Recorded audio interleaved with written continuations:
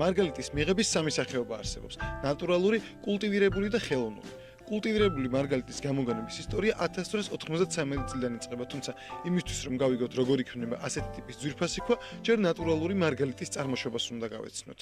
ნატურალური მარგალიტი მოლუსკის შიგნით ადამიანის ჩარევის გარეშე შემთხვევით ნიშნდება. ამისთვის მასში რაიმე გამაღიზიანებელი უნდა მოხდეს, მაგალითად ქვიშის ნამცეცი, ქვა ან ნებისმიერი სხვა მცირე ზომის ნაწილაკი. როგორც დამცავი მექანიზმი, მოლუსკი იწყებს სპეციალური დამცავი სითხის სადაფის გამოყენებას, რათა გამაღიზიანებელი კაფსულაში მოაქციოს. სადაფი ფენა-ფენაზე იზრდება და ასე იქნება მარგალიტი. კულტივირებული მარგალიტიც ამ პროცედურას გადის. ერთადერთი განსხვავება ის არის, რომ გამაღიზიანებელი ნაწილაკი მოლუსკის ნიჟერაში ადამიანის ხელით ხდება. პროცესისთვის სპეციალური ჯიშის ხამანწკას იყენებენ, რომელსაც განსაკუთრებით ბევრი დამცავი სითხის გამოყოფა შეუძლია. ამიტომ კულტივირებული მარგალიტი როგორც წესი ბევრად დიდია ვიდრე ბუნებრივი. ზოგიერთი წყაროს მიხედვით, პირველად ამ გზით მარგალიტი 1893 წელს კოჩიკი მიკიმოტომ მიიღო.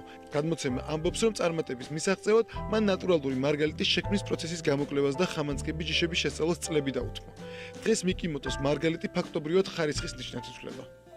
თუმცა არსებობს სხვა ვერსია, რომლის მიხედვითაც მარგალიტის კულტივირების მეთოდი არა იაპონიაში, არამედ ავსტრალიაში აღმოაჩინეს. მის ავტორად ბრიტანელი ბიოლოგი უილიამ საულ კენტი სახელდება.